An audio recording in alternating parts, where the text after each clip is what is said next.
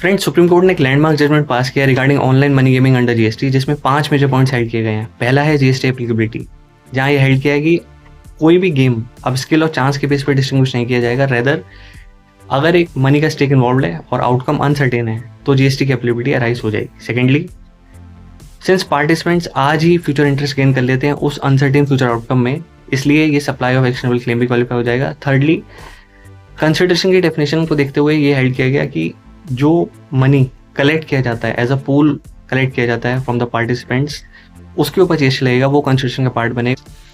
Fourthly, supplier की definition में ये हाइड किया गया कि ये जो गेमिंग कंपनीज हैं ये इंटरमीडिएट की तरह एक्ट नहीं कर रही हैं, बल्कि पूरा गेम ऑर्गेनाइज कर रही हैं, ऑपरेट कर रही हैं, इसलिए ये एक्शनेबल क्लेम को सप्लाई कर रही हैं, हैंस सप्लायर की डेफिनेशन में भी फॉलो हो जाएंगी।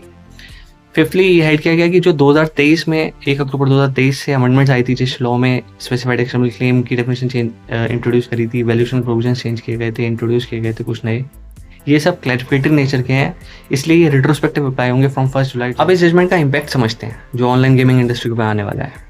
पहले तो 28% जीएसटी लगेगा एंड नॉट 18%, और रिट्रोस्पेक्टिव लगेगा सिंस 1 जुलाई 2017, और फुल वैल्यू ऑफ बैट पे लगेगा।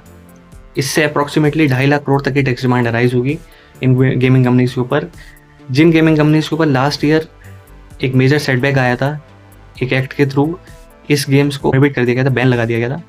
तो अब देखना होगा कि ये गेमिंग कंपनीज इस जजमेंट के आने के बाद कैसे रिएक्ट करती हैं, इस जजमेंट का क्या फेट होता है। अगर आपको वीडियो अच्छी लगी हो तो चैनल को सब्सक्राइब करें, वीडियो को लाइक शेयर करें।